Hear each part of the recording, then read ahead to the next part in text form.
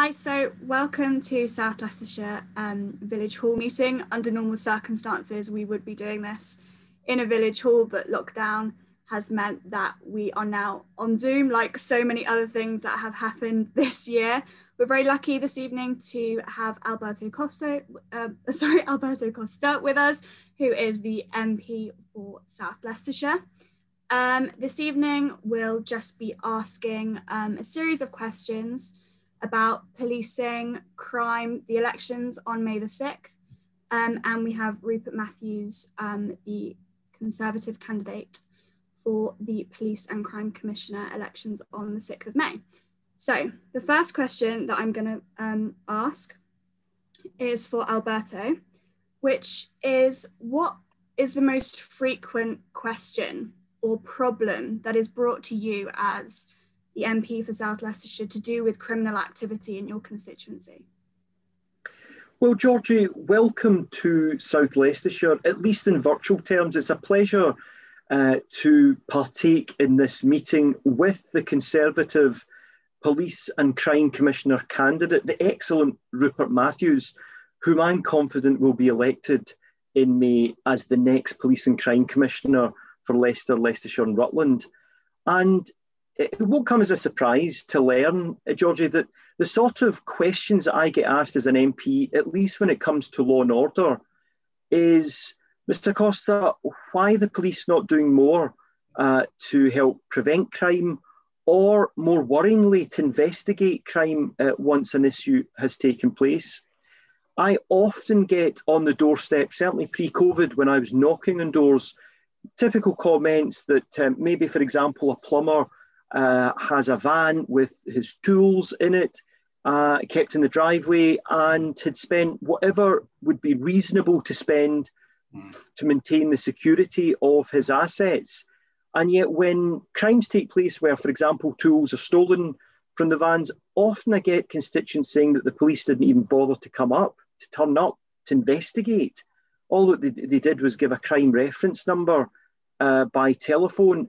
And I think constituents feel really frustrated because most constituents, the vast majority, are hardworking, law-abiding people. They pay their taxes and they do expect to have a properly resourced police and criminal justice system. And I think this is why it's so important that we elect Rupert Matthews as the next Conservative Police and Crime Commissioner, because I'm convinced that only by having Rupert as a Conservative PCC in situ will the budget for Leicestershire and Leicester Rutland Police be properly invested in those areas that the voters want it invested.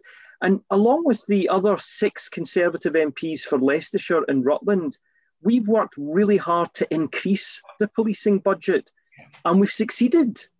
And we want to make sure that a Conservative PCC is in office to invest those additional sums of money to answer the questions that constituents raise with me as to why the police not doing more to investigate. Far too often I hear the police themselves telling me that we need more money, but when we get them more money, as we've done, they don't come and say to us, this is how we've increased our operational efficiency and our success rate. I've been the victim of crime twice myself, and the assailant hasn't been found in terms of the attacks against my office in Blaby. So I'm looking forward to Rupert Matthews being elected as our PCC, because I'm confident that the efficiency of Leicester and Leicestershire and Rutland Police will increase exponentially with him at the helm of the budget. Yeah, I completely agree, and thank you so much for that. I think that electing in a Conservative candidate is the only way that we can properly secure a better relationship between the public and the police. Rupert, in your opinion, what would you say are the key points that when you're elected you will work on to make sure that there is an improved relationship between the public and the police in Leicester, Leicestershire and Rutland?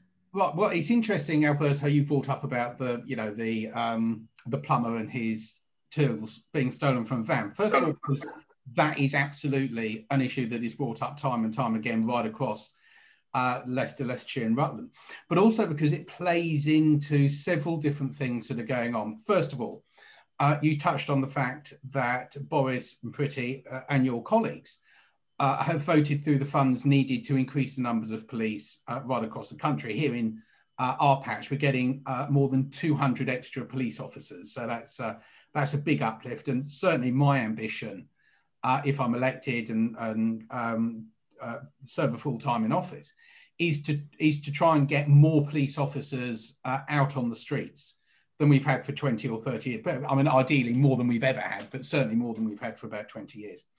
But of course, as you quite rightly say, it's not just how much money you have or how many police officers there are, it's what they do.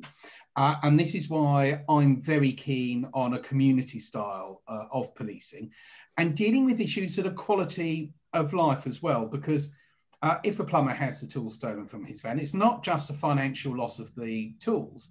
It means he can't go to work until he's replaced his tools. He can't replace the tools till he's got the insurance money, and so he's losing out. If he's self-employed, he won't be getting any money. And if he's employed by a company, they're not getting their man turning up to work. So there's a big quality of life issue here. And with community style policing, where you've got a team of police officers in a particular locality who know the area, and you will know, Alberto, the top end of your constituency going into Narborough is quite a different sort of area and has got different sort of policing issues than the southern end of your constituency, which is much more rural in character. So you need to have teams of officers who know the area and dealing with a lot of this sort of crime, which I think is unfairly dismissed by many senior police officers as being a low-level crime, is very often down to gathering and analysing intelligence. And in this day and age, there are lots of CCTV. A lot of people have got the little cameras on their front doorbells. And also, I know that a lot of parish councils are quite keen to have number plate recognition cameras on streets coming in and out of their communities. And by sort of linking those up, you can track which vehicles were in the area when tools were stolen from a van, who was walking the street looking at vans and looking at vehicles at the time tools were stolen from a van. And by putting all that together, putting it together with local knowledge, because usually the sort of criminals that carry out these sorts of crimes don't travel a long way to do it. They are going to be reasonably local people. You can identify who the criminal is, you can gather the evidence that you need, and then you can bring a successful prosecution. So, I can understand the frustrations of local residents. I can understand the frustrations of the police. That when they're called to a crime, even if they turn up, there may not be any fingerprints for them to look at. But that doesn't mean that over a period of time, using community links, using community knowledge, using access to the sort of technology that we all have these days, that you can't eventually get the guys who are doing this, get them to court and secure a prosecution. So I'm really keen on, if you like, rebalancing how policing is done in our area. And I think this holds true across the country as a whole, actually, that you need to refocus on the community. You need to refocus on quality of life issues. And in that way, you're actually going to deal with these sorts of crimes as well. Talking of refocusing policing, there has been a lot of commentary so far in your campaign, which I know has been appreciated by a lot of rural communities, that rural communities are feeling increasingly neglected. They don't feel as though their voices are being heard in the grand scheme of crime in general. What are your comments on the current Labour PCC's approach to maybe city-centric policing and an inability maybe to look outside of Leicester and neglecting parts of Rutland and Leicestershire, which obviously will include Alberto's constituency of South Leicestershire? Well, once you get south of Broughton Astley in your constituency, Alberto, there are some very rural villages and such like there. And I think one thing that has happened over the past four years or so is that there's sort of been a loss of interest in the rural communities and the issues that affect them. And I think there is a tendency to dismiss rural crime as, people going and scrumping apples from an orchard. And of course, it's not. That does happen. Livestock are stolen, livestock are slaughtered in the fields for their meat. And of course, it's very distressing for a farmer to turn up and find various bits of carcasses left lying around the field. And of course, that has an impact on the profitability of local businesses as well. But rural crime also includes theft of high value machinery, not only from farms, but also from other rural businesses that are located in villages. It includes burglaries in rural villages. It includes the sort of car crime we've just been talking about when it happens in rural villages. And I think it's unfortunate that there's a mentality amongst police forces with a large city in their area to look at the city crimes. And of course, you know, that is where things like knife crime happens. And of course, we'll have to deal with that. And I know there was a shooting in South Leicestershire, wasn't there, about 6 or 8 months ago, which they never managed to prosecute anyone for.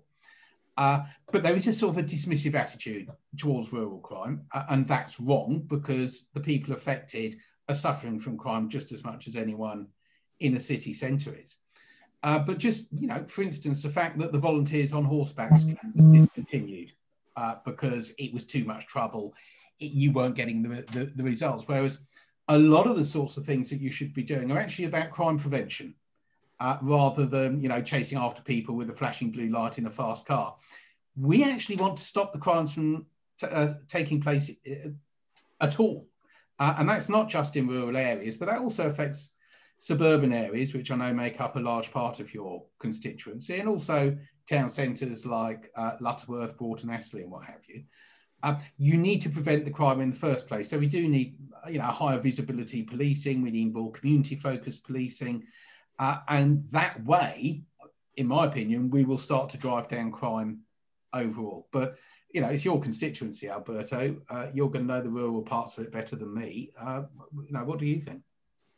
Well, I would firstly welcome the comments that you've made, Rupert, and that to me demonstrates that you've got a really good knowledge of not just the city of Leicester as a metropolitan area within the jurisdiction that the PCC controls, but a good understanding of the rural parts of Leicestershire and of Rutland. And in fact, you're right. The problem is that often we have seen, rightly or wrongly, at least the perception that an awful lot of the policing resources are concentrated disproportionately in the metropolitan area of the city of Leicester rather than Leicestershire.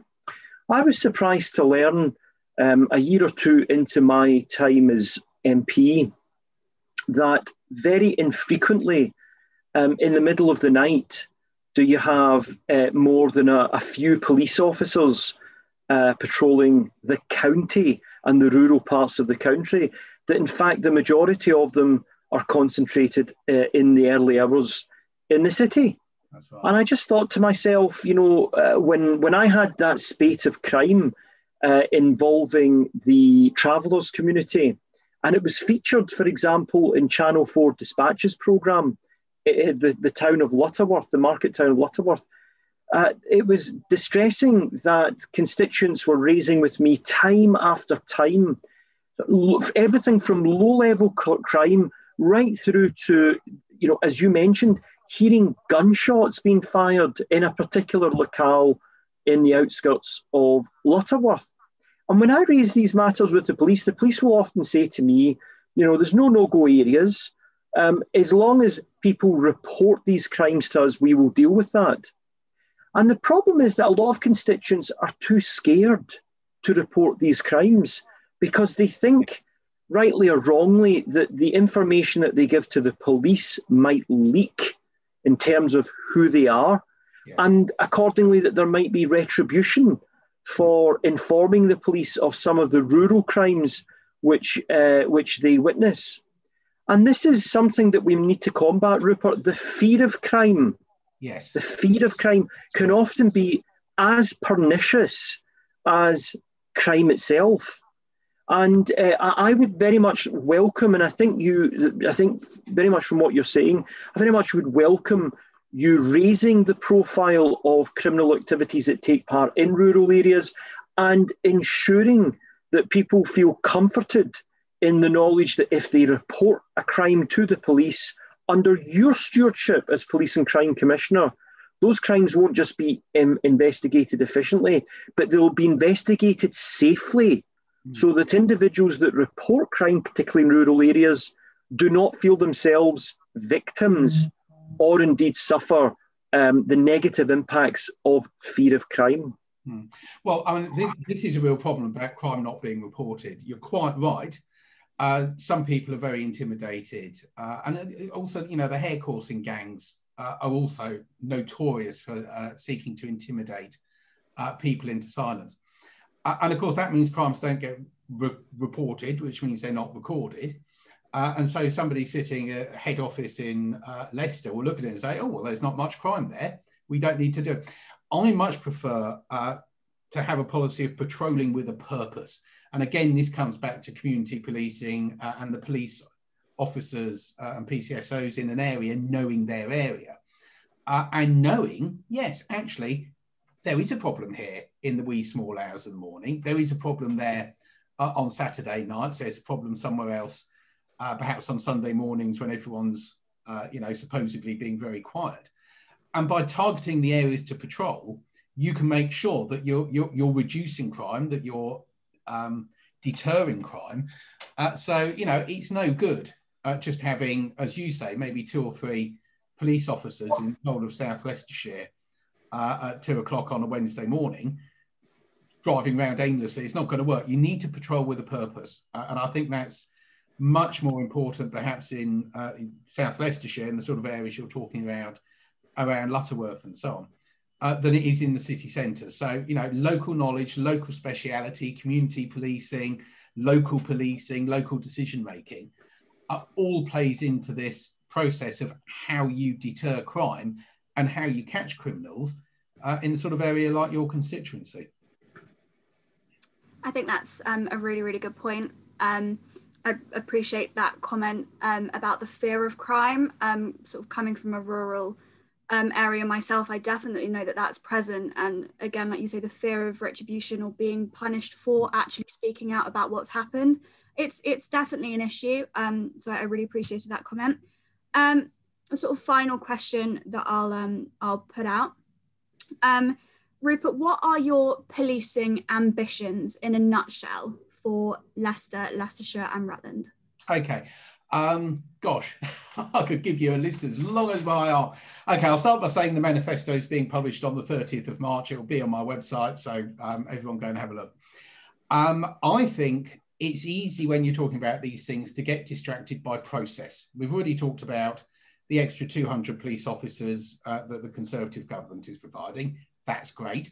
I've talked about community-led policing. That's great. I've talked about patrolling with a purpose. That's great. But really, these are all means to an end. What I want to see is I want to see crime going down. I want to see the law-abiding public feeling more confident about their lives, about the fact that they can go out after dark, that they're not going in fear the whole time, that they are reassured that the police are actually on their side and that if they report a crime, something is going to be done about it. To go back to Alberto, as you were saying about, you know, the plumber, it may not be possible to catch the criminal that night. It may not be possible to catch the criminal that week. But by building up intelligence, by building up a picture of what's going on, it will be possible, we hope, to catch those sorts of criminals 3-4 weeks down the line. And then at least you've got the satisfaction of knowing the guy was caught in the end. But we want to deter crime. We want people to feel safer in the towns and villages and the city of Leicester, Leicestershire and Rutland, all except for the criminals. I want them to feel scared. I want them to know, yeah, you carry a knife around with you after dark, you're going to get stopped by the police. And if the police find you've got a knife, they're going to haul you in and you will be prosecuted for carrying a knife. Increasingly in our market towns, such as in your constituency, Alberto, you're getting problems with county line drugs gangs. One of the ways to deal with that is to disrupt their business model, if you like. They're there to make money, okay? They're not there because they want to sell drugs. They're there because they want to make money. And so if you can disrupt their supply lines, if you can confiscate enough of their merchandise, they're not going to be in a profitable business any longer, and they're going to stop coming to Lutterworth, and they're going to stay in the big cities like Manchester and Birmingham and London, which is where they're coming from. You know, if I get elected, I'm only going to be responsible for Leicestershire. So, you know, we can disrupt their business model. We can make it less profitable for them to come here, and that means they're going to stop coming here. So, you know, wait for my manifesto. It's absolutely packed with what I consider to be great stuff. But at the end of the day, I want the law-abiding people of Leicester, Leicestershire and Rutland to be safe and to feel safe, and for the criminal element to feel unsafe and under pressure. Yeah, I think that's a very good point in making sure that the general law-abiding citizens of Leicestershire and Rutland feel safe, and those who are willing to go against the law and break the law, those are the people who are feeling scared. And again, to echo Alberto's point, the people who are law-abiding in our two counties and cities shouldn't be the ones who are afraid of reporting crimes, and that's definitely something that I know if elected as Conservative PCC, you will change. Yeah. I'd just like to say thank you to both of you for coming to this meeting this evening. It's been incredibly insightful. And I am looking forward to voting for Rupert Matthews on the 6th of May as our Conservative Police and Crime Commissioner for Leicester, Leicestershire and Rutland. Alberto, do you have any final comment before we wrap up this meeting? Yes, we'll look on Tuesday, on the 15th of March, the House of Commons debated first day, second reading of the new Police Crime and Sentencing Bill. And on the 16th of March, it had its second reading successfully gone through to committee stage. And in that bill, the Conservative government are proposing a number of really important measures, which I think will impact positively on Leicester, Leicestershire and Rutland. I'll give you just one example, which is the proposal to criminalise unauthorised encampments of travellers where there is another alternative to place to go, but nevertheless they encamp in an illegal manner. Well, in passing this bill, we will be authorising the police, and by so doing authorising police and crime commissioners to invest in this area to ensure that the police appropriately undertake the powers that will be given to them. But there's a whole range of powers in that bill. The Conservative government is very strong on law and order. And that's why I think having a new Conservative Police and Crime Commissioner for Leicester, Leicestershire and Rutland in the figure of Rupert Matthews will be of an enormous benefit to my constituents in South Leicestershire and indeed across the whole of the city and the counties. So my message to viewers is, you know the name Rupert Matthews, the election's in May. It doesn't take much to put that cross next to Rupert's name. Please do so. And I assure you, our lives, the safety of our lives, our property and our assets will increase with Rupert Matthews at the helm of Leicestershire Police. You're very kind, Alberto. Thank you. You're very welcome.